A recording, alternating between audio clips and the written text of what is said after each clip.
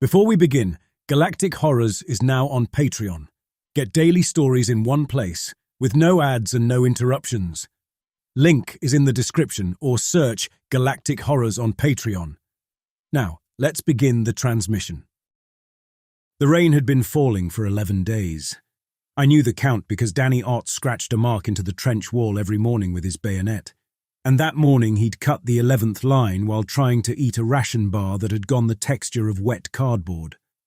The water in the trench was up past my knees, brown as coffee and twice as cold, and I could feel the current of it pulling gently at my calves whenever the drainage ditch behind us backed up again, which was constant. I was standing on the firing step with my rifle on the parapet, looking out across 400 yards of cratered mud at the enemy trench line. Their sandbags were darker than ours, packed with some local clay that turned almost black when it got wet. I could see the tops of their heads sometimes when they moved on their own firing step. On quiet mornings like this one, I could hear them. Coughing, mostly. Somebody over there had a bad cough that carried across the open ground, and Danny had decided the man's name was Leonard, because that sounded like someone who would cough like that. "You think Leonard's getting worse?" Danny said beside me, water dripping off the rim of his helmet. He'd gotten the ration bar down to the last third and was studying it like it owed him something. Yesterday it was every couple minutes, now it's steady. "Eat your breakfast," I said. "I'm trying. This thing's basically glue." My name is Joel Hewitt. I was 20 years old, a private in the 219th Federal Infantry. And I'd been on the front line outside Hardin, Missouri for 5 months, without firing my rifle at a living person. Before the National Manpower Act pulled me out of a distribution warehouse in Columbus, Ohio, I'd never held a weapon heavier than a box cutter. 8 weeks of basic training had taught me to shoot at paper targets, strip and reassemble a service rifle, march in formation, and recite the 12 principles of national unity before every meal. The political officers at Camp Perry had explained with absolute certainty that the Constitutional Guard, the separatists, the breakaway militias, the rats, were traitors to the Republic, subhuman agitators who wanted to tear the country apart for foreign masters. I'd listened and nodded and repeated what they told me. That's what I did. That's what I was good at. 5 months in the mud had not made me a soldier. The war had been going for a year and a half, and by the time I reached the front, the fighting had already ground down from the high-tech nightmare of the first phase. Drones, satellite-guided strikes, precision munitions, to something that looked like it belonged in a history textbook. Manufacturing had collapsed on both sides. Supply chains were wrecked. The front line was a 100-mile scar of trenches cut through what used to be soybean fields, and the fighting was measured in yards gained and bodies spent. We had rifles, barbed wire, sandbags, and rationed artillery. The Guard had the same. The war sat on its haunches and waited, and so did I. Sergeant Gene Lund came down the trench from the east, wading through the water with the kind of aggressive stride that made waves slap against the walls. Lund was a true believer. Career federal soldier, 30s, built like a fence post, narrow and rigid. He led the morning loyalty oath every day without missing a word, and seemed to draw actual energy from it. The propaganda leaflets nailed to the trench walls, Guard soldiers drawn as rats gnawing at the flag, the usual stuff, were his personal project. He replaced them when the rain dissolved them, which was every 2 days. "Stand to," Lund called. "Weapons ready, eyes on the line." I shouldered my rifle and stared out at the mud. The Guard trench was quiet. Leonard coughed. Lund stopped behind me and Danny and delivered his morning briefing, which was the same every day. Hold the line, watch for infiltrators, report any defeatist talk. Then the political portion, which he delivered with the earnest fury of a man who believed every syllable. The collapse wanted to destroy the nation. We were the wall. God and history were watching. Danny stood at attention and kept his face blank. I mouthed the response words without engaging the part of my brain that processed language. It was like breathing. You didn't have to mean it. After Lund moved on, Danny dropped his ration bar into the trench water, fished it out and held it up, dripping. "Still food?" "It was never food," I said. Danny laughed his small, nervous laugh and ate it anyway. He was 19, from a town in Indiana I'd never heard of. Thin neck, big ears, the kind of face that looked permanently startled. Before the draft, he'd been working at a feed store. He talked too much when he was scared, which was always, and I let him because the sound of his voice filled the same space that my own thoughts would have occupied. And my thoughts were not company I wanted. The morning passed the way mornings passed. I stood on the step. The rain fell. Somewhere to the west, a federal artillery piece fired a single round, the daily ration, one shell, and the sound rolled across the flats like something heavy being dragged across a floor. I watched the guard line and thought about the warehouse in Columbus, the way the fluorescent lights buzzed over the loading dock, the specific feeling of scanning a pallet with the handheld unit and watching the green confirmation light blink. Then the rain thinned and Danny said, "Joel, what's that?" I looked where he was pointing. Up. The cloud cover had broken in a few places, and through the gaps I could see the sky, grey-white, featureless, except for the lights. 5 or 6 points of brightness, high up, descending in a formation that didn't match anything I'd been trained to recognize. They moved together, tracking the same angle of descent, but they were too slow for missiles and too fast for aircraft, and both sides had burned through their air capability months ago anyway. "Shooting stars?" Danny said, but his voice had lost its humor. Other men along the trench were looking up.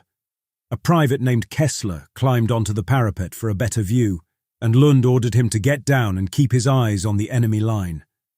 Lund hadn't looked up. He didn't look up when things happened in the sky. He looked at his sector. The first object hit the ground, roughly a mile behind the guard trench. The impact noise was wrong. Artillery made a sharp crack that peaked and decayed. This was deeper, a compression that I felt in the water around my legs, which shivered before going still. But there was no explosion, no fireball or rubble column, just the impact, and then a crater where flat ground had been, and inside the crater, something moving. I watched it rise. 3 points of support unfolded from a central mass, straightening segment by segment, joint after joint, like a hand opening in slow motion. It stood. The central body was a blunt oval, dark, featureless at this distance, mounted on 3 legs that were jointed twice each, and it was tall. 50 feet. Taller. It stood in its own crater the way a bird stands in a nest, and then it stepped out, one leg clearing the crater rim in a single stride, and the ground shook when the foot came down. The trench went silent. Leonard stopped coughing. 400 yards of armed men on both sides of no man's land stood in their mud and watched the thing walk.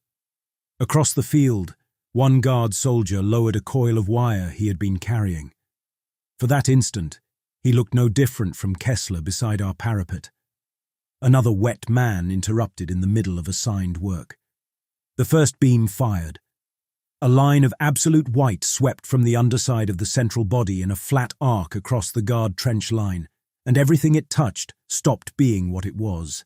Sandbags burst into powder, barbed wire flared orange and vanished. I saw men burning, silhouettes inside the light that came apart at the joints, figures that were standing and then were particulate matter drifting in the rain.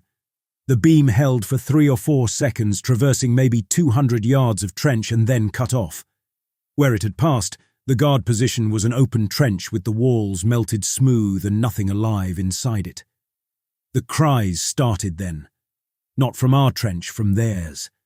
400 yards away, men I'd been trained to call subhuman were dying, and the sound of it crossed the open ground and reached me with perfect clarity, because sound travels well over flat water. More objects hit the ground, 2 behind the guard line, 1 far to the west, and 1 between the trench lines, in the center of no man's land, close enough that the shockwave collapsed a 30-yard section of our parapet and knocked me off the firing step into the water. I went under. Brown water closed over my helmet and filled my ears, and for a full second I was in total darkness with the mud gripping my boots. Then Danny's hand found my collar and hauled me up, and I broke the surface, gasping. The thing that had landed in no man's land was rising. I could see it through the gap where the parapet had collapsed. Close, terrifyingly close, less than 200 yards away. The legs unfolded, each one as thick as a utility pole, made of a dark material that looked like stone but moved like living joints. The body lifted, and I could see the underside now, a single aperture, a dark circle that rotated and tracked like an eye finding focus. The beam fired again. It swept across our trench 40 yards to my left, and the world turned white. I grabbed Danny and pulled him down into the water. The heat passed over us, and when I raised my head, the section where Kessler had been standing was gone. The wall, the sandbags, the duckboards, Kessler, erased. The edge of the cut was glassy and smoking. Lund kept issuing orders. Nobody could hear him over the second beam firing, and nobody was listening anyway. Men were running through the trench in both directions, wading through the water as fast as the mud would let them, which was not fast. The trench wall to my right collapsed, and a cascade of wet earth buried me to the waist. I couldn't move my legs. Danny was pulling at my arm, crying, his face red and twisted, and I was clawing at the mud with both hands. The ground shook again as one of the legs came down somewhere close, a concussion I felt in my spine. I got free. I don't know how long it took. Danny and I crawled along the ruined trench on our hands and knees below the parapet line, heading west because west was away from the beam. Behind us, the tripod. I didn't have a word for it yet, but tripod is what it was, took another step, and each step was an earthquake in miniature. When the shaking stopped, or at least dropped to a rhythm I could predict, I raised my head and tried to understand what I was looking at. The trench was destroyed. Not damaged, destroyed. The walls had collapsed every 20 or 30 yards, turning the trench into a series of connected pools rather than a continuous channel. Duckboards floated in pieces, equipment, ammunition boxes, a boot with something still in it, all of it scattered in the brown water. The parapet was gone in most places, which meant there was no cover, which meant anyone who stood up was visible to anything with eyes or an aperture. Danny was beside me, breathing hard. Blood was running from a cut above his left ear where something had struck his helmet. The blood mixed with the rain on his face and ran down his jaw in pink streaks. "Joel," he said. "Joel, what are those things?" "I don't know." "Are they ours? Are they theirs?" "I don't know, Danny.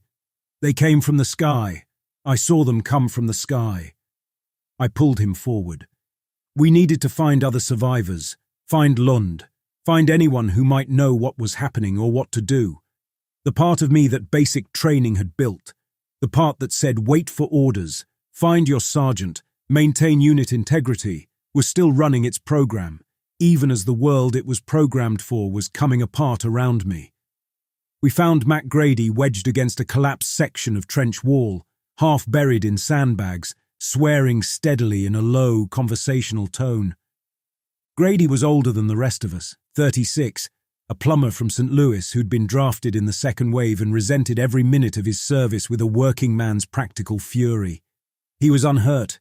He'd ridden out the collapse by grabbing a support beam that hadn't broken, and now he was extracting himself from the rubble. "Give me a hand with this," he said, not looking up. We pulled sandbags off him. 30 yards further on, we found Lund. He was standing in the trench, water to his thighs, rifle in his hands, staring through a gap in the parapet at the nearest tripod. It was moving away from us, heading south in long, ground-covering strides. Each step threw up sprays of mud that hung in the air for seconds before the rain knocked them down. "Sergeant," Grady said. Lund turned. His face had the wrong expression on it. Not fear, not anger, but a kind of concentrated blankness, as if his features had decided to hold a meeting and table all motions until further notice. "We're moving west," Lund said. "Stay below the parapet. Watch the sky." We moved west.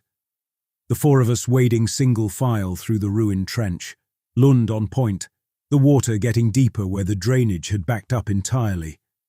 I kept looking over my shoulder at the sky, at the shapes moving against the grey. At least 2 tripods were visible from where we were, one to the south, one to the east, and the beams were firing at intervals, each one a bar of white light that appeared and vanished, then left silence in the place where sound had been a moment before. Then one of the tripods stopped walking and launched something from its body. I saw the canisters rise, dark cylinders, 4 of them, arcing through the rain on flat trajectories. They landed in the trench network to the east, maybe 100 yards from us. On impact, they split open. The gas that came out was black. Not dark grey, not smoke-coloured, black, with a density to it that made it look more solid than vapour. It rolled along the ground the way water rolls downhill, finding the lowest channel, and the lowest channel was the trench. I watched it fill the trench to the east, displacing the brown water, rising to the level of the parapet, and then sitting there, a black surface as flat and definite as a lake. A wounded man was in that section of trench. I could hear him before the gas reached him, a high, keening sound that was equal parts pain and terror. When the gas covered him, the keening changed. It became wet. Then it stopped. "Move," Grady said. We moved. The gas was coming toward us, flowing along the trench floor at walking speed, and the trench was its perfect channel, straight, low-walled, with nowhere for the vapour to disperse. Lund was moving fast now, his earlier rigidity replaced by something raw and urgent. The water slowed us. Every step was a negotiation with the mud's grip on my boots, and behind us the black gas was not negotiating with anything. Danny was falling behind. The head wound was getting to him. He kept listing to one side, bumping the trench wall, overcorrecting. I grabbed his pack strap and pulled him along.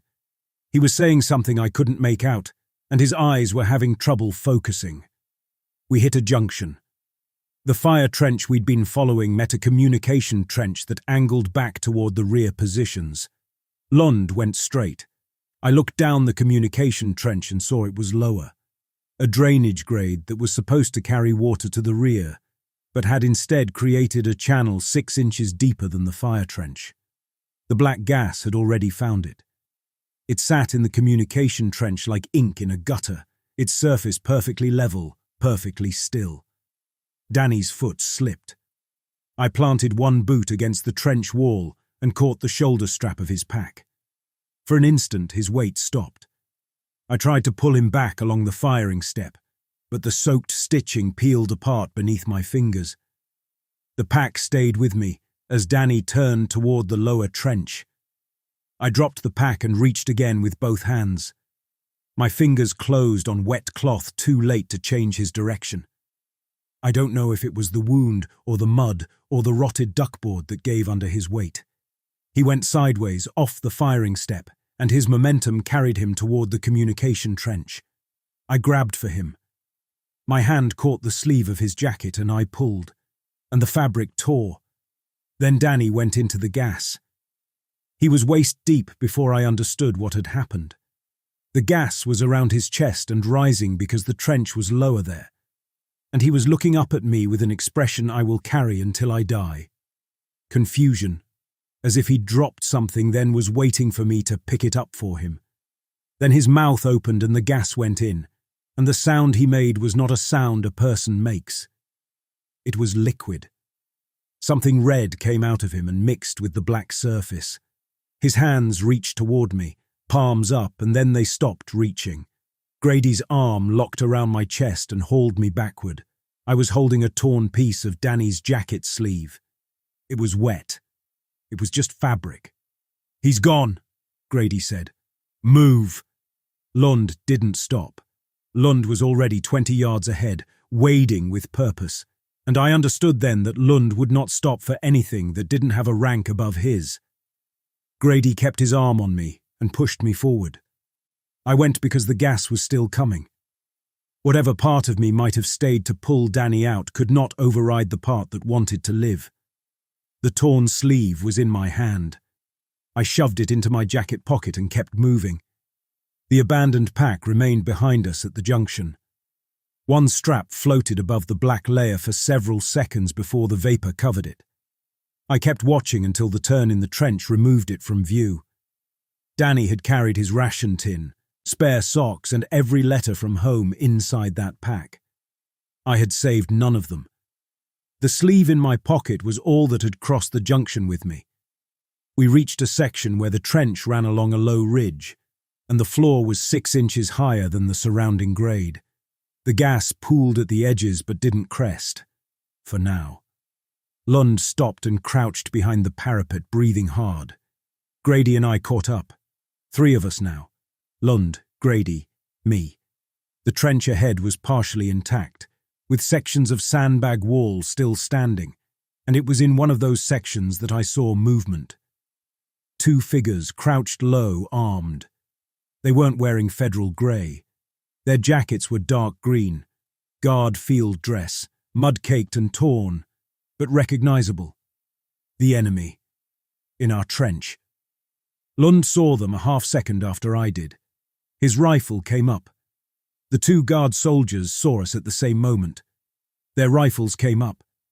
We stood in knee-deep water with weapons pointed at one another, while the black gas rose behind us.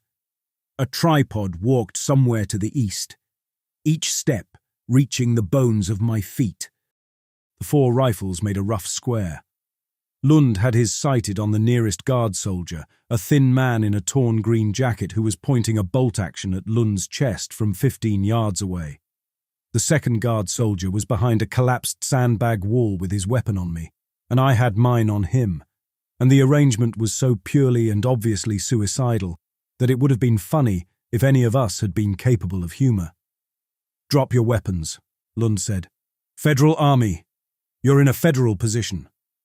The thin guard soldier didn't move. He looked at Lund the way you'd look at a man trying to sell you something during a flood. "You want to talk about positions," the guard soldier said. "You might want to check what's behind you." His voice was flat and tired. Late 20s, weathered face, a thin scar along his jaw that was old and white. His name, I would learn shortly, was Will Satterfield. Corporal, Constitutional Guard from Paducah, Kentucky. He'd been an auto mechanic before his brother got arrested for printing pamphlets, and after that he wasn't an auto mechanic anymore. The gas was at the back of my boots. I could feel the temperature change. The gas was cold, markedly colder than the trench water it displaced. It was rising. In the minutes we'd been standing here with rifles up, it had gained 2 inches. 10 minutes, Satterfield said. Maybe less. That gas fills this section. We're all the same kind of dead. Doesn't care about your Federal position. "Shut your mouth," Lund said. "Sergeant," Grady said behind me. "He's right." "I said shut up." Satterfield's eyes moved from Lund to me to Grady, assessing. The second guard soldier, younger, hard-faced, with a blistered burn on his neck that looked fresh, kept his rifle steady and said nothing. That was Terry Burke. He looked at us the way Lund's propaganda posters said we should look at them. Pure, concentrated hatred, the kind that had been earned rather than taught. "Here's what I'm offering," Satterfield said. He spoke to Grady, not to Lund, which told me he'd already figured out who in our group could be reasoned with. "Weapons stay. Nobody shoots. We move together until we're clear of the gas. After that, we go our separate directions. Right now, the only thing killing anybody in this trench is that black cloud, and it doesn't give a damn about uniforms." "I will not cooperate with collapsed terrorists," Lund said. The gas reached my ankles.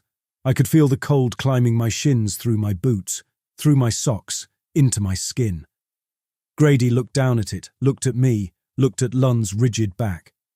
"Sergeant," Grady said, "I'm going with them." He said it simply, without drama, the way he'd say he was going to lunch. A practical man making a practical choice. He lowered his rifle and took a step towards Satterfield's position. Lund turned his head just enough to see Grady moving. Something in his expression changed. The specific incomprehension of a man whose operating system has encountered an input it cannot categorize. "Hewitt," Lund said, "stay where you are." The gas was at my calves. Danny's sleeve was in my pocket.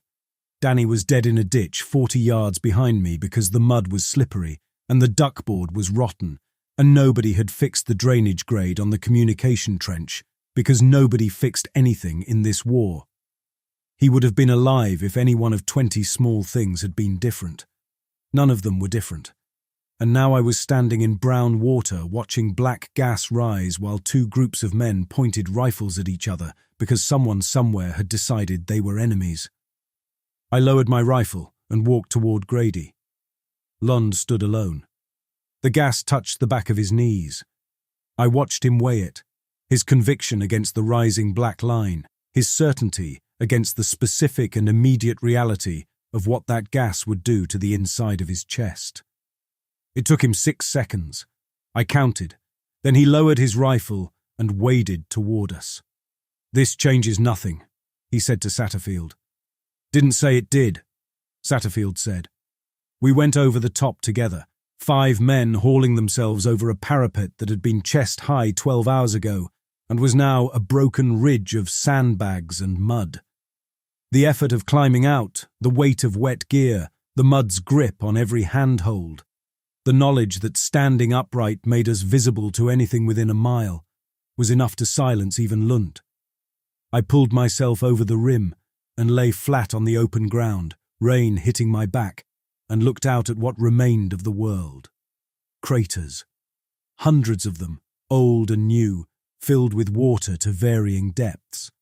Barbed wire strung in rusting tangles across the gaps between craters. The remains of a wooden fence line, now just posts sticking up from the mud at angles. And beyond it all, the tripods. I could see 3 from where I lay. 2 were distant, a mile or more, moving in parallel lines across the landscape, beams firing at intervals. The third was closer, maybe half a mile to the east, and it was facing away from us, its beam tracking across something I couldn't see. We moved in sprints, crater to crater, each one a temporary island. The mud between craters was the worst, open ground with no cover, ankle-deep slurry that grabbed and pulled, every step a fight. Satterfield took point without anyone asking or arguing, and he was good at it. He read the ground the way Grady read pipe fittings, with a practical certainty that came from real competence. He picked routes that kept crater rims between us and the nearest tripod. He used hand signals that were different from ours, but clear enough. In the third crater, resting, Satterfield passed his canteen without being asked. Grady drank and passed it to me. I drank. The water tasted like metal and rain. I passed it to Burke, who looked at me for a long beat, then took it. Lund refused. Brief exchanges, names. Satterfield and Burke had been in the guard trench when the first landing hit. Their entire company, 60 men, had been in the direct path of the beam. Satterfield and Burke had survived because they'd been in a forward observation post dug into no man's land, 30 yards ahead of the main trench, and the beam had passed behind them. They'd crossed to the federal side because the guard trench was burning, and the gas was already filling their sector. "Your company," I said. "All of them?" "I saw maybe 10 get out before the second pass," Satterfield said. "Don't know where they went." I said rats once. I don't know why. Reflex. The way you'd use a word you'd said 1,000 times in formation. Satterfield looked at me. He didn't react, didn't flinch, didn't respond. He just looked, the way you'd look at a child who'd repeated something he'd heard an adult say. I didn't use the word again.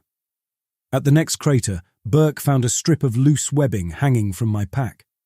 The buckle had cracked when the parapet came down. He pointed at it with 2 fingers, then took a spare strap from his own kit. "Turn around. You'll lose the pack when you run."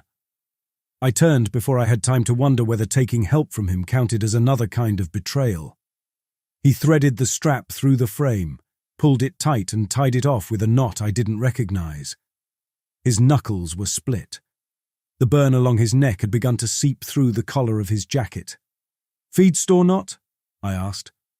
"Rail yard knot," he said. "My father taught me." "Mine taught me inventory," I said. It was the first fact about my family I had offered anyone since reaching the front. He struck the bottom of the pack once. The repaired strap held.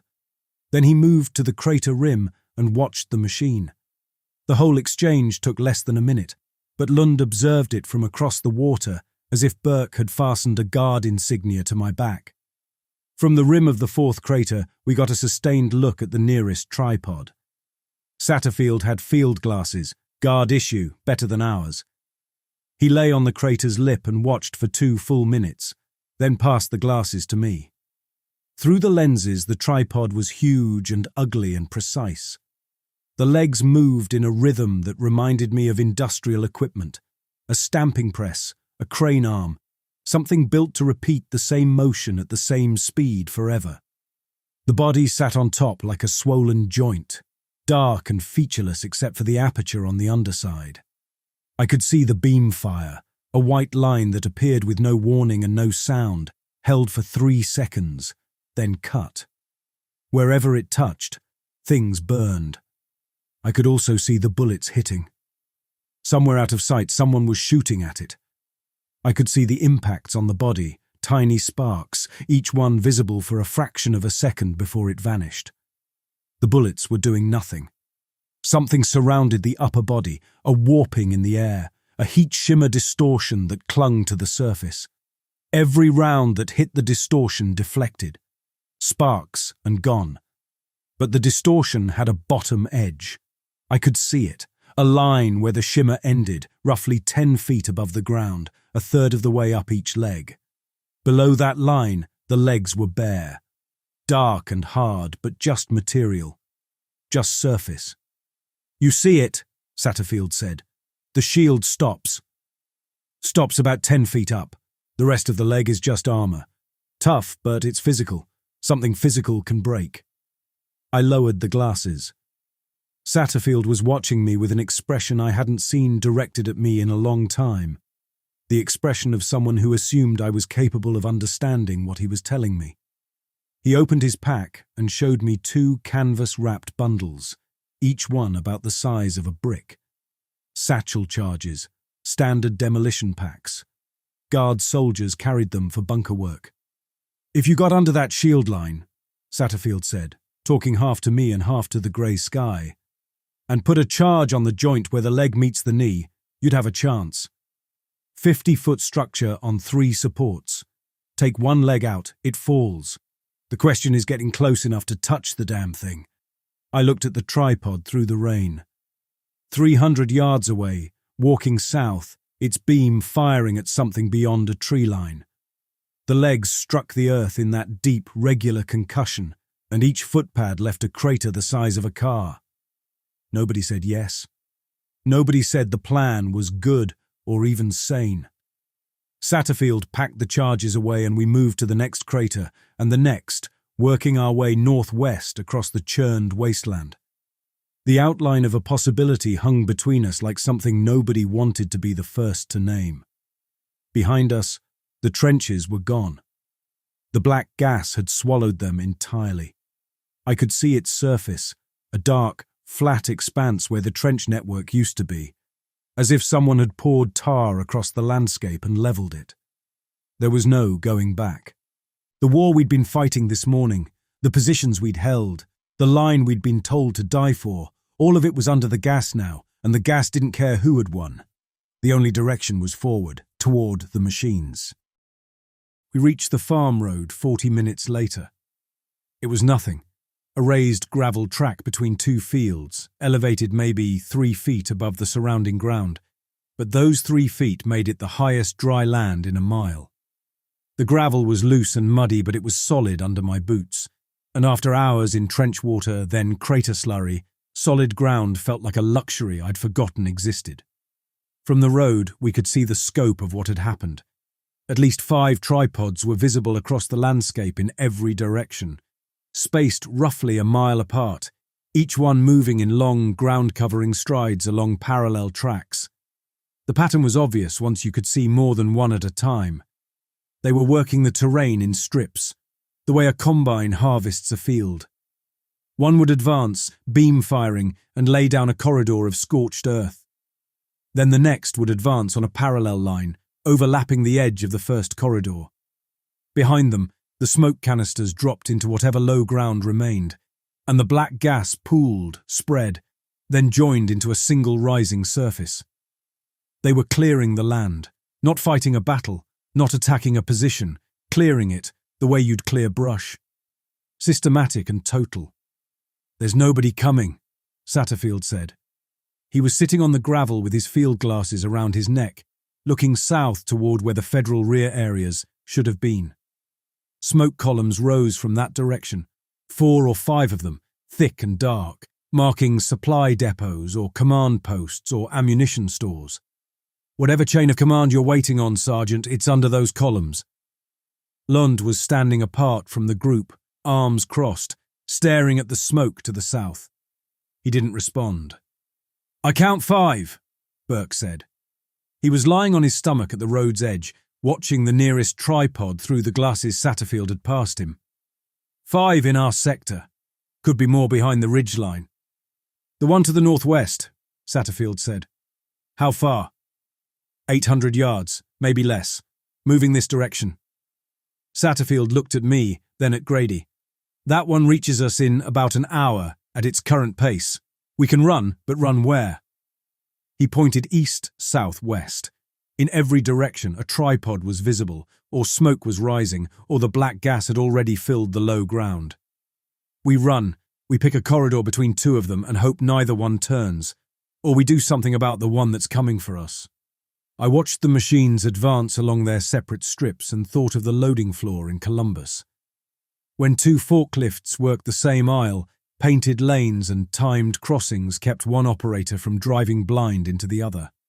The machines had no painted lanes, but they preserved the same separation. Each one finished a sweep before the next entered the overlap. "They don't cross each other's paths," I said. Satterfield turned toward me. I traced 2 parallel marks in the wet gravel. "At the warehouse. You route around the next machine, not the one in front of you. If we attack near the inside edge of this one's strip, the machine east of it will be moving away during the attempt. That gives us 1 beam to watch instead of 2. Burke checked the tracks through the field glasses. Grady used a cartridge to extend my lines. Satterfield studied both for several seconds, then shifted the interception point northwest. "He's right," he said. "We take it here." It was the first useful thing I had contributed that nobody had ordered me to do. The revised lines also placed the farm road behind our withdrawal route. If the charge failed, we would still have a landmark above the gas. I knew what he was going to say before he said it. The satchel charges, the shield gap, the leg joint.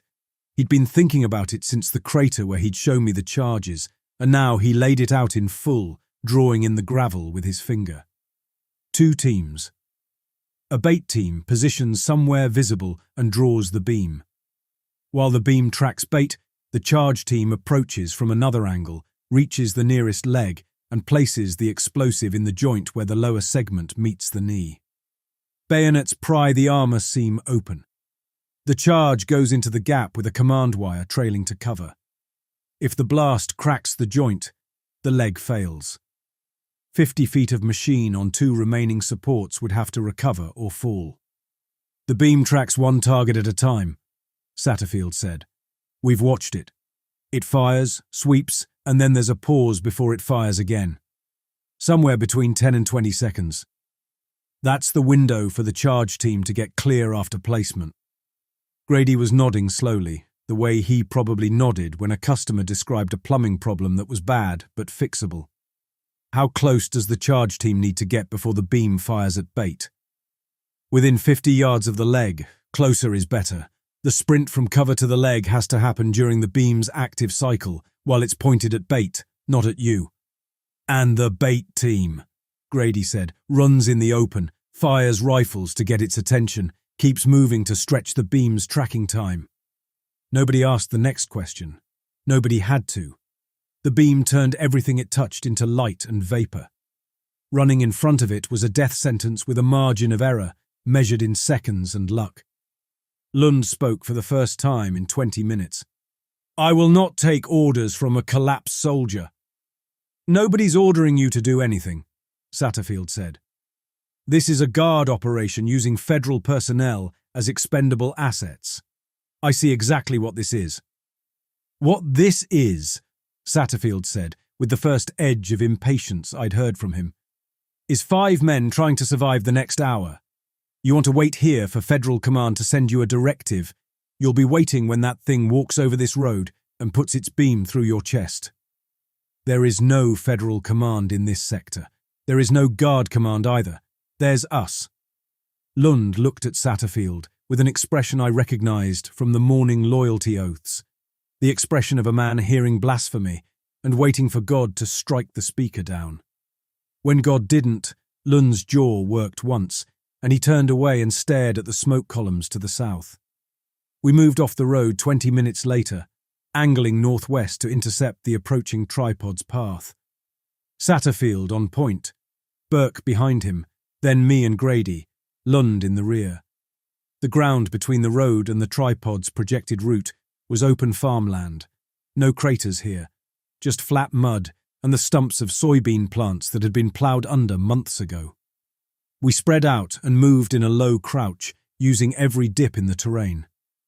Burke was on point when it happened. He'd moved ahead to check a shallow irrigation ditch, testing whether it was deep enough to use as an approach channel. He was 20 yards in front of the group, his back to us, his attention forward. I was watching him when I heard the sound behind me, a rifle bolt cycling, the specific double click of a round being chambered. I turned. Lund had his rifle shouldered, sighted on Burke's back. The distance between understanding and action was nothing. I didn't think about it. I didn't weigh it. My hand grabbed the barrel of Lund's rifle and shoved it sideways. The motion was ugly. I was off balance, reaching across my own body, and the barrel was slick where my palm closed on it. Lund's finger was on the trigger, and the rifle fired into the mud a yard to Burke's right. The sound was enormous in the open air. Burke dropped flat. Satterfield spun. Lund turned on me with an expression I had never seen on a human face before. Not anger, but a kind of furious bewilderment, as if a piece of furniture had grabbed his arm. "What are you doing?" Lund said. I was pulling the rifle. He was pulling back. We were 2 men in the mud playing tug-of-war with a weapon, and the absurdity of it would have been paralyzing if I'd had time to feel it. Grady hit Lund from the side, wrapping both arms around the sergeant's torso and driving him sideways into the mud.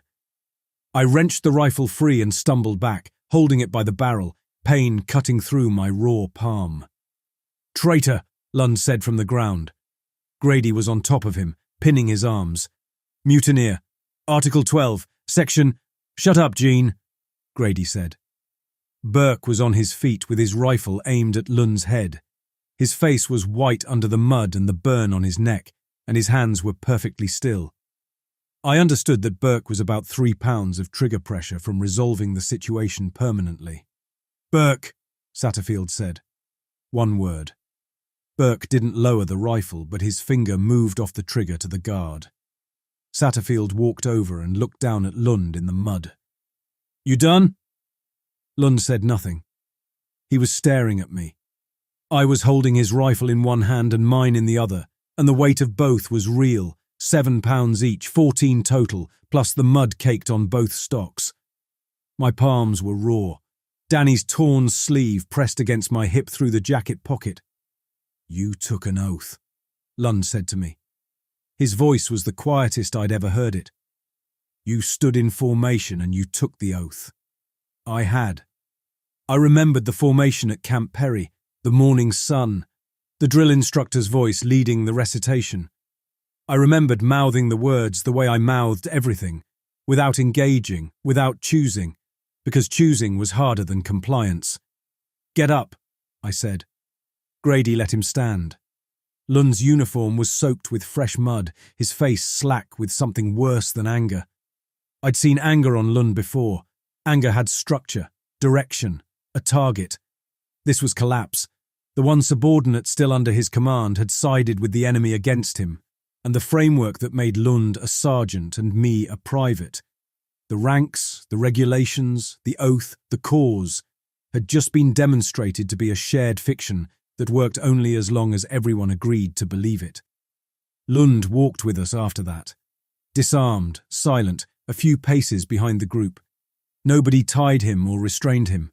We couldn't spare the time or the materials. He just walked, and his silence was louder than his speeches had ever been. We reached the approach distance an hour before noon. A deep crater, old from the conventional war, filled with 6 inches of rainwater, gave us cover roughly 200 yards from the tripod's projected path. The machine was working a sector to the northwest, moving in a slow arc that would bring it across our position within the next half hour. Up close through the field glasses, the tripod was worse than I'd remembered. The legs were trunk-thick, made of a dark material that looked like fired clay but bore the scuff marks of rifle fire without chipping. Each leg had 2 visible joints, an upper hip where it connected to the body, and a mid-leg knee. The joints articulated smoothly, and at the knee, where 2 segments met, I could see the seam Satterfield had described. A hairline gap, maybe a 1/4 inch wide, where the armour plates overlapped to allow the joint to bend. Below the shield line, that heat shimmer distortion that wrapped the upper body and the top 2/3 of each leg, the knee joint was bare armour. Tough. Physical. Something that could be pried. The footpads were broad, 3-toed, each toe as long as my arm. When a foot came down, the impact travelled through the ground and up through the water in the crater and into my knees. The intervals between steps were regular. I counted. 4 seconds between each footfall. The machine moved. "Watch the beam," Satterfield said. I watched. The aperture under the body rotated towards something to the north. I couldn't see what.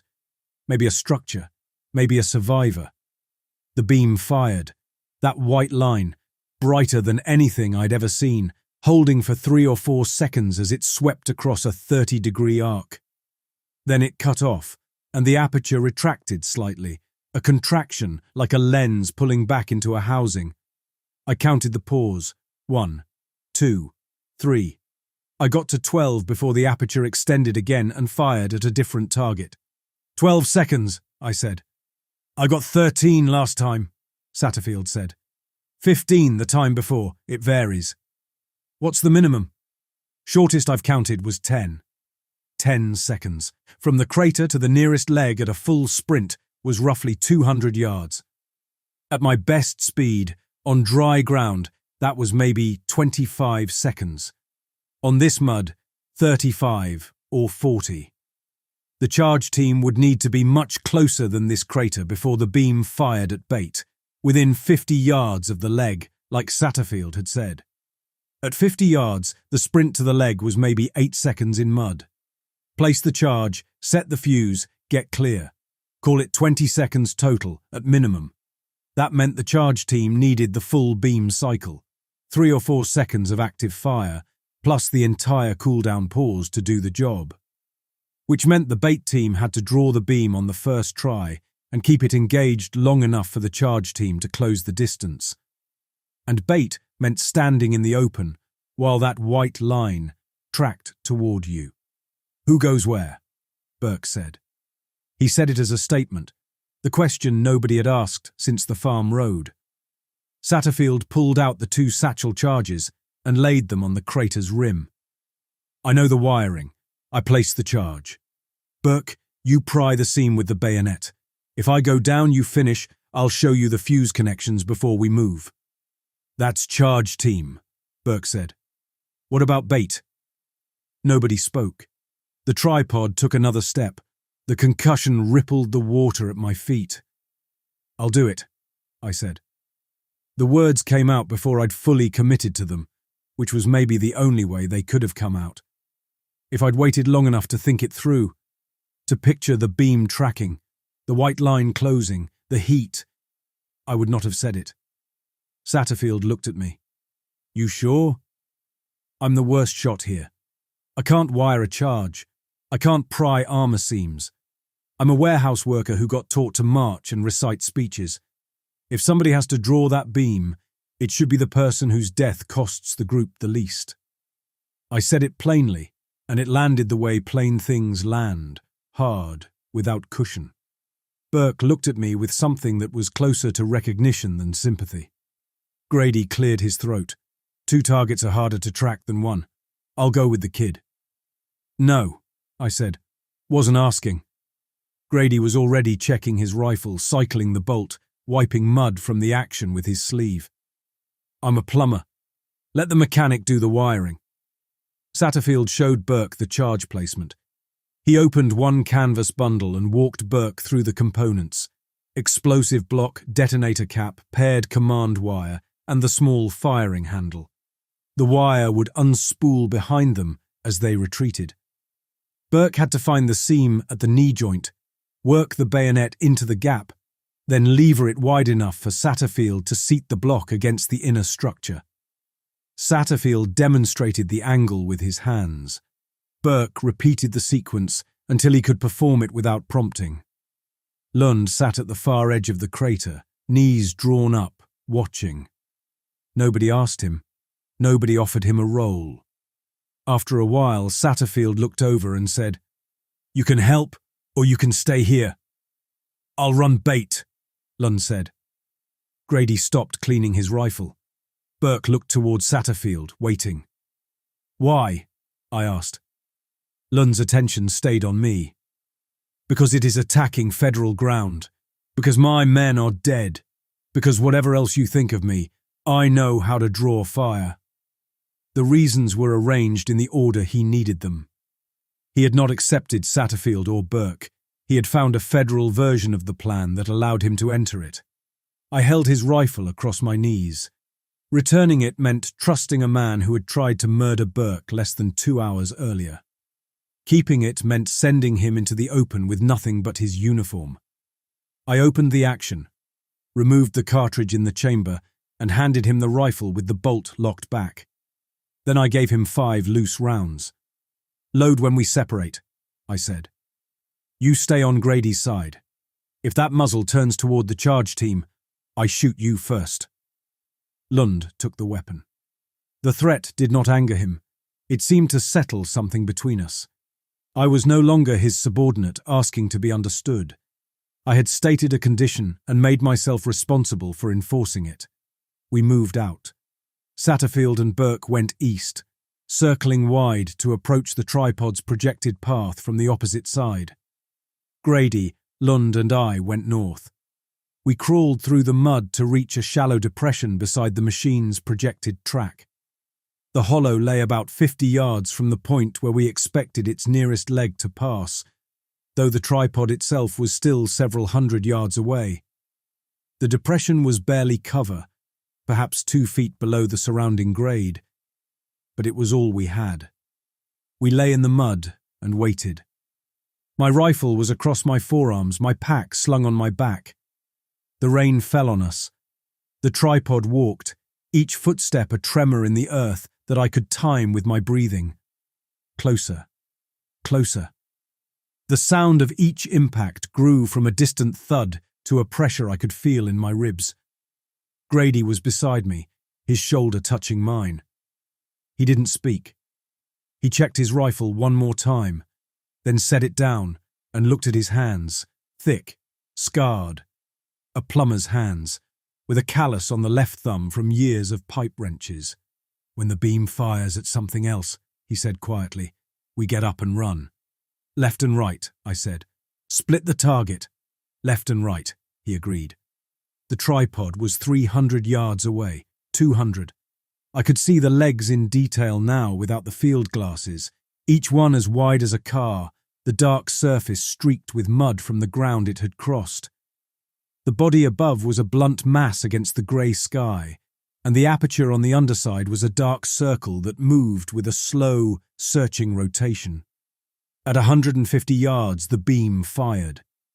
Something to the north had drawn it, a vehicle, a structure, a person I couldn't see.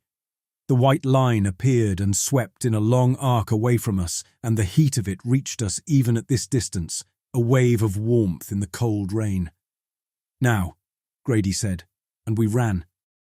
The mud was everything.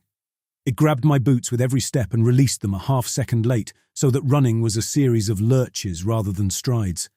I angled left. Grady went right. Behind us, the depression we'd been lying in was empty.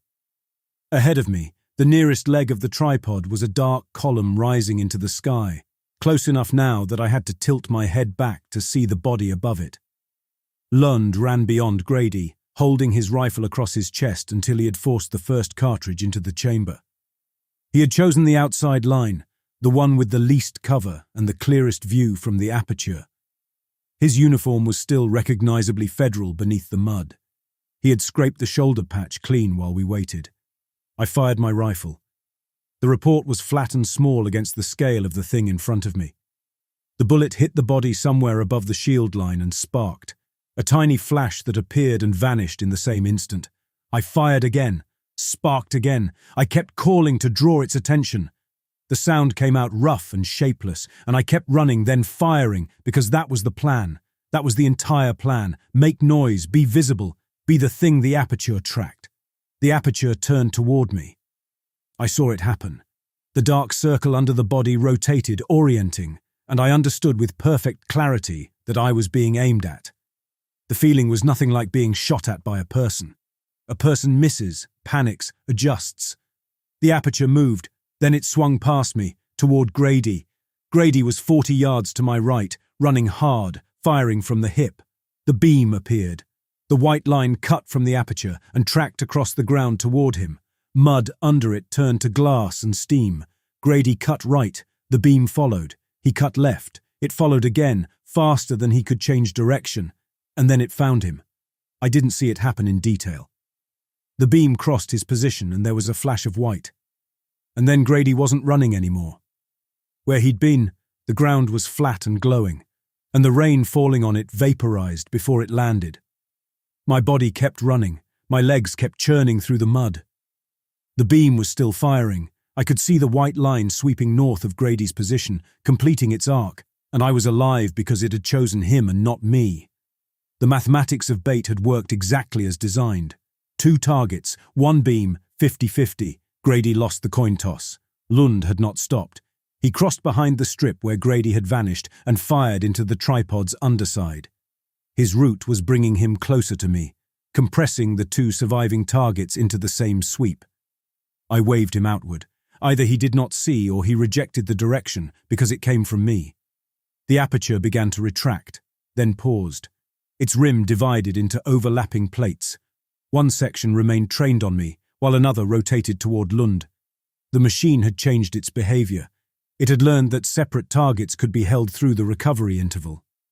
Lund saw the second opening orient toward him. He could have turned away from the tripod and toward the depression. Instead, he ran farther across its front, firing every time his boots found enough purchase. The movement drew the divided aperture with him and widened the angle between its attention and the charge team. The second beam appeared as a short white bar. It crossed Lund below the shoulders. His rifle struck the ground several yards beyond the place where he had been, the cleaned Federal patch still attached to a fragment of jacket beside it. The divided aperture remained on his position for 2 seconds. Those seconds carried Satterfield and Burke beyond the nearest footpad. He had helped us. He had also died carrying the same emblem he had tried to kill for. I could not turn that into forgiveness or punishment.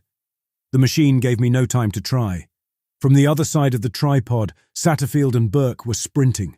I caught a flash of movement through the gaps between the massive legs, 2 figures in mud-covered green, low and fast, converging on the nearest leg. The beam was still active, still sweeping, pointed away from them. They had their window, the beam cut off, the aperture retracted. I dropped into the mud, flat on my chest, face down, arms over my head, making myself as small as possible while the aperture above me cycled. 10 seconds, maybe less. The countdown in my head was ragged and fast. 6, 7, 8, and I was already rolling sideways toward a low spot in the ground. Any low spot, anything that would put mud between me and that white line when it came back. On the far side of the tripod, Burke worked his bayonet into the joint. Each attempt jarred his shoulders. The blade slipped free twice before it caught under the overlapping plate. Satterfield braced one hand against Burke's back while feeding the command wire away from the leg with the other.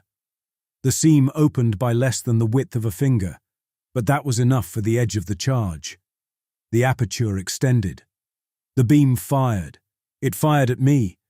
The white line appeared and swept across the ground where I'd been lying a second before, and I was already rolling into a crater, a shallow one, 18 inches deep, half filled with rainwater.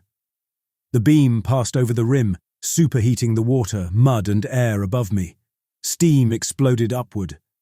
The skin on my left forearm blistered instantly through my jacket sleeve, and the pain was a clean, sharp signal that cut through everything else and told me I was alive while the heat burned me. The beam swept past. I was half submerged in the crater with heat cutting through my arm. The white line tracked away toward another movement. On the far side of the tripod, Satterfield and Burke reached the shallow cover where the command wire ended. Satterfield closed the firing handle. The detonation was deep and contained, like a building foundation splitting. The charge had gone off inside the joint cavity, and the blast had been directed inward by the packed mud and the armor itself. The leg buckled. I saw it from ground level, lying in my crater with rainwater against my cheek. The lowest segment of the nearest leg bent sideways at the knee, the joint shearing along the line Burke's bayonet had opened. The angle was wrong. The leg was bending in a direction it was never designed to bend, and the weight of the body above was driving it further. The tripod staggered. The entire 50-foot structure shifted, its mass redistributing onto the two remaining legs, and for a moment it looked like it might stabilize. The other two legs widened their stance, the body tilting, the aperture swinging wildly as the platform it was mounted on lurched. Then the damaged leg gave completely. The joint separated and the lower segment folded under the upper segment, and the tripod was falling. It fell slowly, the way large things fall. The body tilted, the two remaining legs scrabbling at the mud, each footpad gouging trenches in the earth as they fought for purchase. The beam fired during the fall, twice, 3 times, uncontrolled, the white line sweeping in a wild arc across the landscape as the aperture's mounting lost its level. One of those sweeps passed close enough to Burke's position that I saw the flash. The body hit the ground. The impact was a different kind of concussion than the footsteps, broader, flatter, a shockwave that travelled through the mud and water and rattled my teeth before slapping the water in my crater against my face. The remaining legs kicked once, twice, and then locked straight, frozen at full extension. Something inside the body made a high-pitched tone that rose and rose until it passed out of the range I could hear. And then there was silence. Not total silence. The rain was still falling. A fire was burning somewhere in the wreckage. The other tripods were still walking on the horizon, their footsteps distant and regular. But the tripod in front of me was down. It lay on its side in the mud like a toppled crane, its body partially buried in the earth it had cratered on impact, its legs extended and motionless. I climbed out of the crater. My left arm was burned from the wrist to the elbow, the skin red and blistered under the ruined sleeve of my jacket. The pain was constant and specific, which was useful. It kept me present, kept me moving when the rest of my body wanted to sit down in the mud and not get up. Satterfield was alive. He was standing near the base of the crippled leg, covered in mud from head to boots, staring at the downed machine. Burke was on the ground 20 yards from the leg. The beam's final wild sweep had caught him across the torso. I didn't look closely. Burke was dead in a way that didn't leave questions. Grady was gone. Where he'd been running was a strip of glassed earth that the rain was already cooling, the surface cracking into fragments as the thermal stress worked through it. I walked to Satterfield. He looked at me. I looked at him. We were the only ones standing. 2 men, in a field of mud and wreckage, 1 federal, 1 guard, both so covered in earth that the colour of our uniforms was a memory. "Burke," Satterfield said. "I saw." Satterfield nodded once. He picked up the field glasses from where they'd fallen and slung them around his neck, and then he walked towards the body of the tripod. I followed because there was nowhere else to go. The shield was gone. Raindrops struck the body's surface without bending away, and the cracks from the impact remained exposed. Stress had pulled one panel far enough from the next to leave a gap 2 feet wide and 6 inches tall. I looked. Satterfield looked. We stood side by side and looked into the interior of the tripod through a gap 2 feet wide and 6 inches tall. And what we saw was machinery. Dense, packed, layered components I had no reference for, shapes that didn't correspond to any engine or motor or system I'd ever seen, connected by conduits and structures that branched and joined in patterns that were clearly organized but followed no logic I recognized. The machinery was dark, inert. Some of it was damaged, bent or sheared by the impact. There was no cockpit, no seat or window. I saw no hatch, control surface or space shaped for a body. Near the center sat a group of black discs nested inside one another. The outer discs had stopped. A smaller one continued turning in short increments, each movement aimed toward a different surviving tripod on the horizon. A narrow mark of white light traveled around its edge, vanished, then returned at the same interval. "No crew space," Satterfield said. "Not here." He stepped back from the crack and looked up at the unbroken grey sky. Something sent these. Whatever built them didn't need to ride inside. The war I had been fighting was a human argument conducted through trenches, slogans, and bodies. The machine offered no evidence that its makers knew the Federal Army from the Constitutional Guard. It did not prove they considered us beneath notice. It proved only that their tools could cross the sky, choose targets, and continue the work without anyone inside to witness the result. The smaller disc turned toward the northwest. On the horizon, one of the surviving tripods altered its course by several degrees. "It's reporting," I said. Satterfield saw the changed track. "Then we don't have much time." Movement crossed the southeast field. I raised my rifle before I registered a loose group of 8 or 9 soldiers coming toward the fallen tripod. Federal grey and Guard green were mixed together, their uniforms so mud-caked that telling them apart required a second look. They had followed the machine's smoke trail, then seen it fall. The wreck gave them the first destination in a landscape where every former position had become a trap. They reached us without hostility. A Federal corporal with a bandaged hand. A Guard rifleman carrying 2 canteens and someone else's helmet. A Federal private, young, maybe my age, with eyes that had seen the beam and hadn't finished processing it. They gathered near the wreckage and looked at it, at us, then at each other. Nobody asked about sides or ranks or the war. Satterfield was already studying the map he'd been carrying, a Guard topographical sheet of the sector, water-damaged but readable. He spread it on a flat section of the tripod's fallen body and traced a route northwest with his finger. "Other machines are still working," he said, loud enough for the group. "They'll investigate this one eventually. We need to move before that happens. High ground is here, 4 miles northwest. Old water tower. Good vantage above the gas line." The Federal corporal with the bandaged hand looked at Satterfield's Guard insignia, then at my Federal jacket, then at the 2 of us standing together over the same map. He had a question on his face that he decided not to ask. "Northwest," the corporal said. "Lead the way." Satterfield folded the map. I had my rifle and Lund's, which I had recovered from the field. I gave Lund's to the corporal with the bandaged hand. He checked the action, then moved to the rear of the column without asking whether the weapon had belonged to a Federal or Guard soldier. I kept my own rifle and took the last position. From there, I could watch the changed course of the tripod to the northwest and call the interval between its steps. The warehouse part of my mind arranged people by pace, burden, and route. Nobody had assigned me the work. I began doing it because the column needed it done. Burke's knot still held my pack together. Each time the column changed pace, the repaired strap pulled evenly across my shoulder. The Federal patch on my shoulder was buried under mud and dried blood.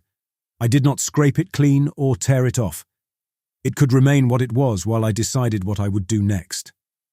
We walked northwest. Behind us, the dead tripod lay in the churned Missouri mud, its legs extended and body broken open. Inside, The foreign machinery settled into darkness and kept its secrets. On the horizon, the surviving machines continued their work. The beams fired, the smoke spread. The rain kept falling, the way it had been falling for 11 days, washing the blood and the mud and the insignias into the same brown water, making no distinction between any of them.